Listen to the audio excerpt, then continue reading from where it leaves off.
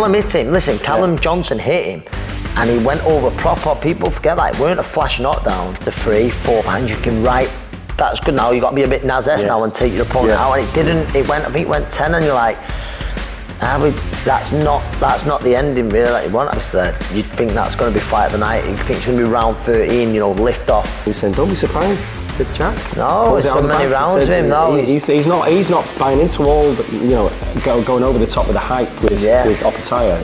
He's a violent man in there. And big fan. It's a stunning fight for the very reason that no one can confidently say what's going to happen. Exactly that. I would not be one bit surprised if we get it wrong. Anyway. Wow. Welcome to the Project Boxing Podcast, episode 11. Anthony, so we'll get to our letter of the day a little down the line, but first things first, of course, a few days after Nick Wrecking Ball did what Nick Ball does, and you were working the show as well, looking resplendent, nice little outfit there. That means a lot, that. Do you know that blazer he had on, Dom? It's over 10 years old. Really? I don't want to brag, but how many people, however many years after retirement, can get in the same blazer as when they used to box? Right, is that genetics or is that you working out every day? Bit of both. So you've never walked past a mirror you didn't like though, have you? That didn't like me either. It did not like me either. So it fitted me the same. But I'm very proud of that, Dom. I'm very proud of that. Right, well. So any of my mates who were fat coaches, shout out to them. Come back? Come back? Absolutely not. No? Never in a million You get asked years. that a lot, don't you? I do get asked a lot, but no, never. Don't miss it one bit in terms of the actual... No, the actual getting punched in the face. No, I know we've spoken about this before. Too busy with this, Tom. Too busy with the coaching, the other stuff. And I always say it, and I know it's people who've just probably heard me say it loads of times, but like, for instance, I'm in the gym all the time coaching the fighters. They're busy, I've got busy stable. And then weekend, I was working the TV, working the show. So you're in a great spot where, you're around all the time. We're at some of the fight weeks and stuff. So, no, it's good. And, you're a TV star with Project Boxing anyway. You were with FK on Granada Reports. I had fantastic feedback. Do you know what? It was a brilliant piece that I'll forget all the jokes. If you haven't seen that piece, then check it out. No, really do check it out. TV Granada, FK Group, and the great work that they're doing, that we're working with them on. We try to do, to help boxers. Story. It's a top story, especially with mate John Murray, young Sonny as well. So boxers at both end of the scale, before and after and stuff. Yeah. And we do say it all the time, but obviously in our own little way, we're trying to provide that bit of support network for fighters at the start of the career or at the end or during the career. And again, everybody knows that most fighters need a lot of support. Of course, it's the kind of stuff as well, though. If you were starting off now, if you were 18 and thinking about going pro, you do need something in place, don't you? You can't now put all your eggs in one basket. You can't honestly, unless, and I'm not even talking now, Dom, about being on the GB setup. I'm talking about, unless you've got a major medal, Olympic medal or something like that, you're not guaranteed this glamorous contract. You're really not. So it's great to have something in place. Listen, you saw Bobby in today. His dad picked him up there. Now he's going straight to work. Bobby Faulkner. Very talented, and in my opinion, he's more than good enough to be with one of the big promoters with a TV contract. Anyone who knows him knows that, but he's got to go to work in the meantime. A few of them, Levi, he's just had his TV fight fall through. Thankfully, they're keeping him on the bill, but still waiting to hear what basis he has to work. He comes straight from work today. He works in social care, doesn't he? Yeah, social care. He come, and he come a few hours later than the other lads, so he could change so well done for him. But just because obviously he has bills to pay, he's got a little family himself, so he has to earn money. So basically what we're trying to do, apprenticeships for young amateur boxers. They make great apprentices for all the right reasons. They've got discipline, they turn up on time, they take orders, they listen, they want to learn. So that's with FK Group wanting to take on young boxers as apprentices, but also, as you mentioned, John Murray. So it's ex-pros as well. He's got all these transferable skills, John. Smart lad. And now site manager. He's really happy. It's great. And he's saying it's like, no, I'm buzzing to see that. I was buzzing to see John the other week as well. And you took all the glory?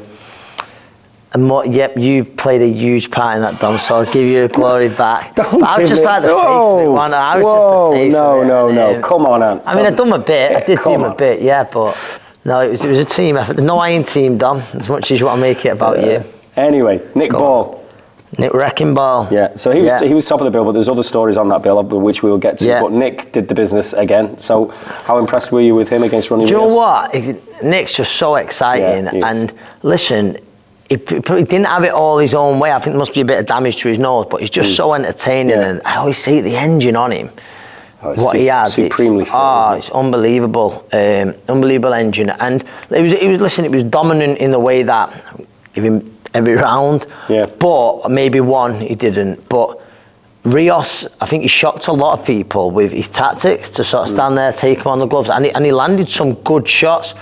The card doesn't tell the story of the fight because he did land some really good shots, but Nick was just that little bit too strong, just overwhelmed him. And even at the end, like I said it on air, like, he had damage to his nose, so it's probably affecting his breathing. And even the burst he put together, it was through with bad intentions at round, was it 10? Was it 10, round 10? Yeah. I think it was, knocks Rios through the ropes. But I said it, for someone who's so small, he uses his jab fantastic. Massive shout out to Paul Stevenson, the Everton Red Triangle team. He had a busy night, he had 5 lads on, 5 winners, 4 KOs. Super impressed with Andrew Kane. Yeah. Andrew Kane. Well, you were bigging him up before, fan. Weren't you? Yeah, he's a big fan of Andrew Kane, and he looked very good. Yeah. But all 5 of his fighters won. Yeah, but you've got to give a massive mention to a fella that's in here quite a lot, sparring your lads. Yeah, Jack down here with Steve Mailer. Yeah, against honestly, Henry Turner, a top fight, good matchmaking. It was great. Dom, I was saying before how good of a fight it was going to be, and it was one of them. And listen, being honest, Frank, you don't normally get it wrong when they bring you someone through. And Henry Turner, I thought he was fantastic for 6 rounds, 7 rounds of the fight. But do you know what it was? This was obviously down to the pressure that Jack Raff was putting on him. He was probably working that little bit too hard, but because Jack was making him, and he was catching up with him, and I could see it, even though I think it was the 9 rounds had passed or something like that. I think I had it like 7-1 and 1 even. I had Turner well up, but I just had that feeling Jack was going to get to him. I've seen it in here how strong he is, and do you know what he is, Don? The Demolition Man. The Demolition Man, yeah. And do you know what? Should we just say it now? Because I'll big him up. What's the letter this week? H for hero. H for hero. And my hero of the week is Jack Rafferty, because do you know what it is? It's how dedicated he is. I was stuck with it when a lot would have walked away. He's now British champion, Commonwealth champion. He's got the WBC International. And he's one of the most dedicated pros I've ever come across. And honestly, I genuinely mean this. And I think Henry Turner, number 8 there, I think he'll come again. I think he's a class actor. Yeah. Just, you know what it was? There was good boxing people. Al Smith, Eddie Lamb with Henry Turner. I thought it was a very good decision as well, by the way, by Al Smith. I thought it was a brilliant decision in the corner just to pull him to save him for another day. Steve Mailer, I see how hard he works with his fighters. Steve Mailer, the team down there. And with Jack, I think you could see there's a great interview after it with Terry Flanagan. It was Becky who talked about Terry Flanagan. Terry was like, you could see he was caught up in it, because Terry don't really say that much. But he was just he was speaking a lot about Jack and stuff, and I thought, nah, you deserve everything you get out of this game. He absolutely lives and breathes it. And even like there's a moment before it, Steve Bunty, he was sort of laughing.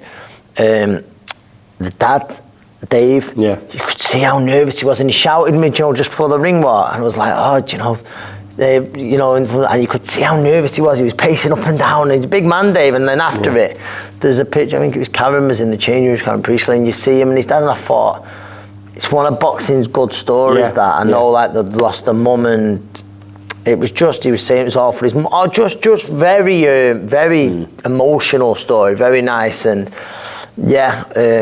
absolute credit to him. So hero. I think that's what you meant. Hero of the week, did you mean, or just in general? It was H. It's a letter H this week. It's the 11th letter of the alphabet. It's the 11th episode. But that's a good hero. But we can elaborate on that in a sec if you want. But do you know that Dave Rafferty Of course I do. No, I'm just going to tell you something you might not know. Go on. Went to, I think, primary school, and has known him since they were very, very young anyway. Grew up with Glenn McCrory. No way, I never knew that. I knew Dave Years, so I didn't know that one. Yep. No, I didn't know that. School pals, Glenn and... Him and Glenn, Big Glenn. Character, Glenn. yeah. Yeah. Former Cruiserweight World Champion. Well, imagine copping for those two lads on a night out. You'd know about it, wouldn't you? Yeah, yeah. And obviously, great boxing family, Rafferty's anyway. Yeah, yeah. Tom, do you know what? That was another one. You could see how close him and his brother Tom are, and even the mate Joe who comes here, they just stuck together. In the coffee shop in Ancoats, didn't we, the other week? We do, yeah. Zach Miller yeah, was in of course. there as well. You know what? That gym, they're all very close. Liam Taylor, I think he'll get his British title shot. It's a bit like your gym in a way, isn't it? It's a bit, Steve's a young coach, and yeah, and they're all very close. Yeah, I do. Honestly, I respect them massively, and it's just seeing all top lads, and I think we mentioned it before, but that story with Steve and Terry, some of the same mistake, unbelievable. That's coming through the way they did and going to world honours. Unbelievable story. Don't get the love it. And then you bottled out fighting him, which again would have been red v blue. Yeah, Battle of Manchester, and I wanted no part of it. You didn't want Terry. Don't make it about me. No, I'm super pleased for him. No, it was great that. Anyway, so H, so that's your hero of the week. But if you were talking boxing heroes, so Jack Raff's a great hero of the week. Yeah, brilliant. Who would be your hero? Do you know what?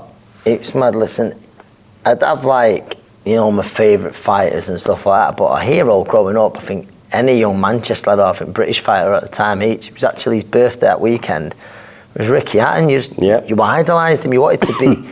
You wanted to be like him. I remember at amateur shows, I probably used to pester him, going over and ask him questions. I thought, he's this nuisance, but I probably wasn't the only one. No. But what he'd done, like a lad. A hitman, it's all H anyway, isn't it? Hatton, hitman, hero, yeah. But so that was it. Obviously, I remember one of my early memories was being at my nan and grandmother's watching another H, Nazim Hamed. Yeah. They was great times. Obviously, you'd never seen anything like it. The ring walks and stuff like that. It was just insane. His sons are now fighting. So that was it. I think, in general, I think my childhood hero was Eric Cantona. Eric Cantona. Do you know what else as well? Hulk Hogan. He was, but I don't know. You just hear a few too many mad stories about him now. So, yeah. Oh, Eric's a natural one. Yeah, Eric was my hero. Collars up all the time and stuff like that. And but no, we had boxing sort of. No, I was listening to Roy Keane and Schmeichel, with Gary Neville thing. The overlap. I need to see that. Yeah, they were talking about him again. Keane always, he's one person that you always know Keane kind of won't say a bad word about. The impact that he had, but. Ricky and obviously everyone of that era always quite rightly gives a mention to the likes of Brody, who was arguably brilliant. Could have been a bit, but he just been a bigger star, if you know what I mean. He just didn't get the look, did he? Of course, and I think the story Ricky had and stuff. But Brody's, when you think he had a tough upbringing, Mike. Do you know what I mean? And I was class. He was brilliant, and then he was robbed of his world title. And you ended up boxing him, obviously. I did, obviously, and that was a shell on Mike. But no, Mike's just he was brilliant. He was brilliant. Yeah, so Ricky, Hitman, Hatton, your hero. And the thing about Ricky as well, I mean, a lot's made of it, taking whoever you believe. I was there when he boxed Mayweather, and it was ridiculous how many people he took to the States. And the MGM running out of beer and the piano bar. Brilliant. There. I mean, that place was mental. That few days in Vegas, it was incredible. But there was a rodeo in town as well, and there was about 150,000 cowboys. Yeah, that was massive. You didn't see any of them. It was just all Ricky's. I was going to say a lot of Manx, a lot of Brits on it. Yeah. Well, he had a really strong Scouse following as well, Ricky. Yeah, no, he did. I know one of his good mates. And obviously, he completely managed to get over the Blue Moon Man City thing. Of course he did. No one really bothered about that in the city, in Manchester. They weren't because City weren't really doing that much at the time, so that probably helped. But no, they didn't, because Ricky was a real. Yeah. No, they did. The club got behind him massively, but because Ricky was just a man of the people. Yeah. It didn't matter that the football got put aside. There was loads of Reds who went over watching Ricky. Yeah. And when Ricky said he thinks he had a pint with everyone that came to watch him fight, I think that was about right. Yeah, no, I bet he did. But he absolutely captured the imagination, not just because he was brilliant at what he did. I mean, his body shots were legendary, quite rightly. But obviously he was a bit of a Jack the Lad, which everyone loved. But he came through when Oasis came through. and all that kind of thing, and the football, and you know what I mean. Oasis, we're already going, but you know what I mean. That whole Britpop thing. Yeah, no, Ricky was around at the right time. It worked really well for him, but he played his part massively. He played his part massively, and I always say it. First Rickenham fight, Oldham Leisure Centre, beat Tommy Peacock for the Central Area title. His first title fight, I was there. Yeah, I was with an oversized Ben Sherman. My dad's mate took me ringside because it was a bit cheaper there, you know, like with being at Oldham Leisure Centre, one at an arena and stuff like that. Yeah, Ben Sherman shirt that looked like I'd borrowed off my dad.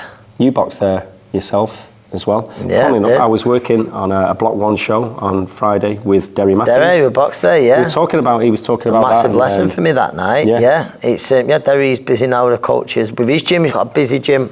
He's just so committed to the amateur scene. I love it. Do you know what? Honestly, I was here the other night with the amateurs. I was doing a bit with Dom, one of the coaches, and at times I think, why did I bother with the pros? I think I like it better with these young guns and stuff. But yeah. Right. Well, let's have a look now, because this week, Anthony, it's the fight of all fights, really. If you think about it, well, I think anyone that's followed both fellas, and I know you've been in the corner, I think, haven't you, with one of them? No.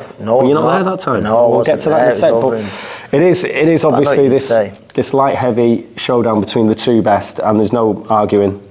They're absolutely streets ahead of anyone else in the light heavyweight division, in my opinion. Anyway, people might say different, but Beterbiev, Bivol, top of the bill in Saudi. I mean, what a fight! What a fight! And it's just, you know what it is. You know what's fascinating is so many people are split, and I started thinking, oh, do I change my mind? And I've got my prediction now, but it could change again. But it's like sort of, you've got one fighter who just carries unbelievable power, but he's more than that. Yeah. And then you've got another fighter who you think, if someone is to beat him, he's got the style to beat him, and he carries out that style so well. So we've got Beterbiev and Artur Beterbiev and Dmitry Bivol. Unbeaten. It doesn't get better than that. 1 and 2, however you want to see it.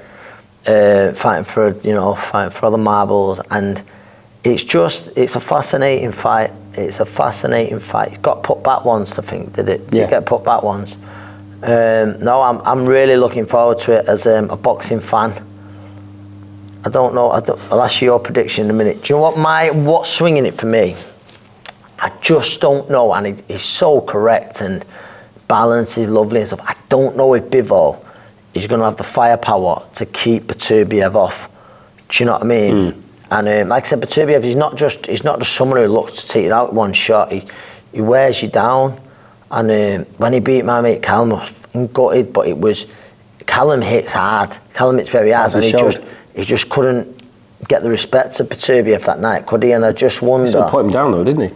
Not Callum Johnson. Callum Smith. Sorry, I'm going back to Callum Johnson. Yeah, it looks like he's. That was 2018. Callum hit him. Listen, Callum Johnson hit him, and he went over proper. People forget that it weren't a flash knockdown. Do you know what I mean? And really, as well, what also happened is he should have been pulled. They hit Callum with a shot, which was an illegal shot. Didn't get pulled, and that was it. But yeah, anyway. So the two Callums, unbelievable. He beat two of my mates, but. That's what I just think could be the difference, trying to keep him off. But again, I could be wrong. It's not one of them where I really pick a winner, because Bivol he's just very correct. He could box a very disciplined fight and just outpoint him. A little bit similar to the way he did Canelo, but now we'll see. What do you think? So what's your, if you... My prediction is Beterbiev win. Beterbiev win. Just win, you're not saying how? Stoppage. When? Late, 9-10. I can see Bivol doing what he did to Canelo. No, I can see that as well. That's what I'm saying. I can see that as well. He's got age on his side as well. He has. We know he's got a great engine. But also, Beterbiev's had all these injuries. Yeah, he is. Is he creaking a little bit? I don't know. Possibly. He does have a lot of injuries, but it's a stunning fight for the very reason that no one can confidently say what's going to happen. Exactly that. I would not be one bit surprised if we get it wrong. No, but the beauty of the card, it's kind of a positive and a negative, but you've got to just feast on this card, because it's just sensational. It's a belter. And I know you could say they could all headline in their own right. Yeah. So it's a shame on that side, possibly, but when you put a card like that on, and you look at it and you think, I'm just, you know, you're there for the duration, aren't you? There's not one minute that you would miss. It's just fantastic from top to bottom. So there's a young kid who's probably opening the TV side of the show. Is it in Joe Gallagher's? Oh yeah, young Mo. Yeah, I've not met him, but I know the twins who coach here. They have. They said he's a good kid. Mo, kid. And remember, I think like obviously he's inexperienced and stuff, but young Saudi fighter. Hopefully he can. Obviously, I'm sure Joe and the team will be doing a top job there. Hopefully he can shine, and then they'll get behind him for sure. So yeah, no, he's first, and then I don't know if they put the running order out, but. Well, we'll go through it anyway. It doesn't really matter. We know that Ben Whittaker is on against Liam Cameron. What a story. And listen, deserved so. We give a great account of himself against. He is more to it than boxing. Listen, it's a tough night for him. There's no denying that. He's fighting Ben Whittaker, who's an unbelievable talent. And listen, I feel like Ben's got a little bit to prove me. Listen, unbelievable talent, and he's never looked like losing. But I thought last time out, I'll be honest, at was it Selhurst Park? Wasn't it? I'm just trying he boxed Ezra, who trains not far from here. Yes, yeah. And listen, the people you want to see, right? Yeah, 3-4 rounds. That was brilliant, kind of the way he made how that he got fight the fight. happen. Every credit. He just went and it worked for him. Just jumped on a press conference. Yeah, and then he got it from there. No, every credit. And listen, in the fight, he gave a good account of himself, but. You saw the showboating for Ben after 3-4 rounds. You can that's good now. You got to be a bit Nazes now and take your opponent out. And it didn't. I think it went 10, and you're like, that's not the ending really that you want. And I'm not saying. Listen, Cameron, you think on paper is a harder fight than Ezra, but we want to see that a little bit more from Ben. We want to see what he's capable of. You know, the talent he has. We don't want to see showboating for the 10 rounds. He's a showman, and I think he's a great talent. They draw a line at some of it, but you know what's mad? Like in the world we live in, a social media world, my little lad and all his mates talk about, you see him on TikTok, and you can't argue with he does massive numbers. He's doing massive numbers. So yeah, but prediction you're asking for? Yeah. Ben points. Sorry. Points. Yeah, again, Ben on points. I think on points. He's not going to listen to your advice. No, I just won't be surprised if he gets it. If he goes out to try and make a statement, but I think it'll be Ben points. Yeah, and Liam's come through the mill, hasn't he, to some tune, and again, just the fact he has, nice, brilliant that he's there, deserved. Yeah. Really, really good all-female fight. Sky Nicholson against Raven Chapman. Yeah. Do you know what? I think it's a real contrast to styles. You've got, you know, the boxer, the slickster, very hard to hit in Sky Nicholson against Raven, who's great pressure fighter, good engine on her, and you're pretty sure how this one's going to go, where it's going to be Sky on the back foot trying to keep a distance, and Raven's going to be trying to hunt her down. What I think will happen, I think Sky will build up an early lead, but then it could get uncomfortable for her the last 4 rounds or something. I just think she'll take a lot of the early rounds and she'll win a close points decision. But I do, I think it's the biggest test of both girls' careers. I really do, and I think Raven will have success, but it might be a little bit too late, so that's my prediction. But listen, real good fight, and listen, if Raven finds the distance early and starts having success, then that prediction of mine, I'm pretty confident will be the other way around. There's a shy fella who is a bit afraid to speak his mind. Chris Eubank Jr. Yeah, I think he could do with speaking his mind a bit more, couldn't he, Junior? He's in against Zarameta, which is probably the one fight where you think... Yeah, Dom, I'll be honest, and Zarameta, I know very little about him, and I don't want to be disrespectful, but this is the one fight where, if there's one fight on the card, listen, Eubank Jr., he always brings entertainment, so I'm sure it'll be decent to watch, but I don't really know that much about it, so I am going to say probably a Eubank Jr. stoppage, but it's not every fight on the card, with the exception of Mo, you can make cases for. Do you know what I mean? Even Liam Cameron, you think, because of how well he done last time. Yeah. It's one way, and Ben Nicholson, with this one, it's a little bit, it's a bit flat in it. Do you know what I mean? Where you're thinking, but junior stoppage. Junior stoppage. I know what you're going to ask me next, and here's one that. What are you thinking? Yeah, might have a look for a few hours and then turn it on. Wardley Clark, the big boys are at it again. Mate, I can't pick a winner at this at the minute. Well, there wasn't. You couldn't pick a winner the first time, could you? No, I just. Do you know what? I don't. Do you know when people you think who could improve more, and then you lean towards probably Fabio Wardley because of his inexperience, even though he's more experienced as a pro. You lean towards him, but there were so many times in that fight where it looked like one lad had it wrapped up. No, you're not done. One lad had it wrapped up, and certainly that fight would keep me up because it was a belter. And you couldn't. Then it swing. It was just that's what made it such a great fight. It was such a brilliant fight, and it's just like both men are confident. I think that's just. Obviously, you'd think that's going to be fight of the night. You think it's going to be round 13, lift off. Yeah. Where they finished. I really can't pick a winner if I really have to. Oh.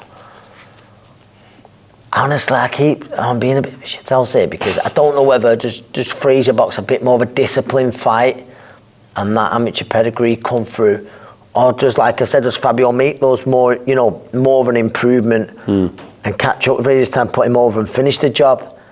I really don't know, that one. Who would you edge? So you're edging Fraser, just that touch here, possibly? I don't know.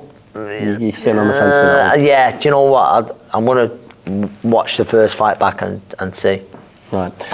Jai Opetaia is kind of the star at the minute of the cruiserweight division, isn't he? He's the ring number one. He's a violent man, isn't he? yeah. And, big fan. Yeah, well, our very own Dan Morley was down watching him spar the other day, and he loved every minute of that.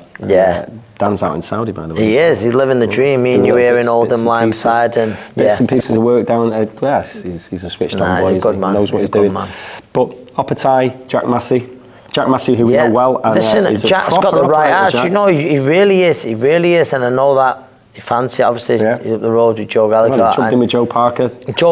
Late notice, give a good account of himself. So I think of it. Everyone goes on about the punch power Jai Opetaia carries. Jack punches. I don't think Jack can whack. I love his nickname, One Smack. Jack One Smack. It's a belter. Yeah. And listen, obviously, I'm rooting for Jack and whatnot, but it's a big ask. It's a big ask, and I see it being. Jack won't go over there just to lie down or to try and go to points. I just see Jai, especially last time after the Brady's fight, in a bit of a shootout really, and I think the smart money is Jai inside the distance, probably around 6. But obviously I'm rooting for Jack. Yeah. I'd be really rooting for Jack to land that big left hook of his.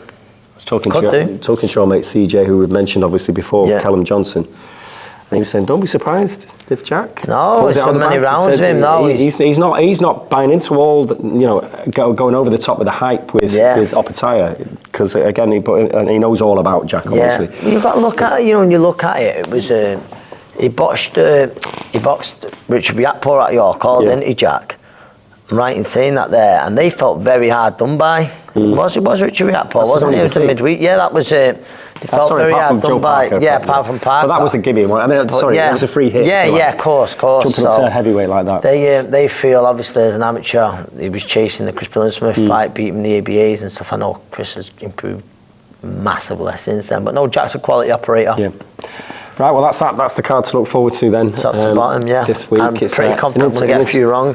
What's that? International week, football-wise. Yeah. Fishing it. Yeah, absolutely. Who cares about International Week? Don't even know what it is. No one. The only international thing we're interested in is the World Cup and the Euros, isn't it? Yeah. But what's your? You said your hero. Obviously, you've talked about your heroes this week, Jack Graff and Ricky Hatton. But I always ask social media person. You're always sending things. And the account, right? You're probably out there. It was on Twitter. I think it was someone called Lawrence Fox tweeted it. Lawrence Fox, I think it was. It just popped up on my feed. There's only like one of those. I don't know. You would say overprotective dads.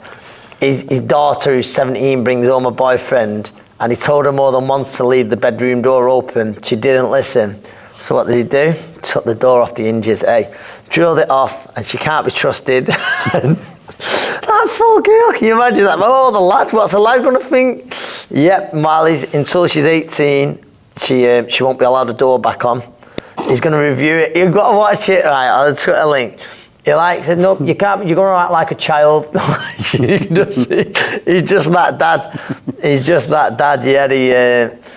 Yeah. So I don't know if he went for a pint with his potential son-in-law. Whether he's got one now, I don't know. I think that was his aim. But yeah, there's a video. It's on. I saw it on Twitter. It's a belter. It's off TikTok, but I saw it on Twitter. You've got to get on those dad joke ones as well. It's the two. Well, it's different people. It's usually one fellow with the tash and the sat on this. They're like on a dock. Yeah. Just telling some of the worst jokes you've ever heard. I get on him. It's yeah. So there's the occasional one. The duck goes into a pub and asks for a pint. Go on. And a ham sandwich, a packet of crisps, sits down, starts eating ham sandwich, has his pint. Yeah. The barman comes over after a bit and says, this is amazing. Look at you. Yeah, you're right, pal. Yeah. Just having me lunch. I went, it was incredible though. Look at you having a pint, ham sandwich, a packet of crisps. I went, yeah, all right. I said, you should go to the circus. Said, you'd be paid a fortune. I said, the fuck do they want with a plumber? Anyway. Wow. So on that amazing note, let's enjoy the fights, Ant. Yeah. Top. Riyadh season. There we go. Yeah, it is Better Biev Bivol. Better Biev, he thinks. I'm not so sure. Bivol. Anyway, thank you for watching.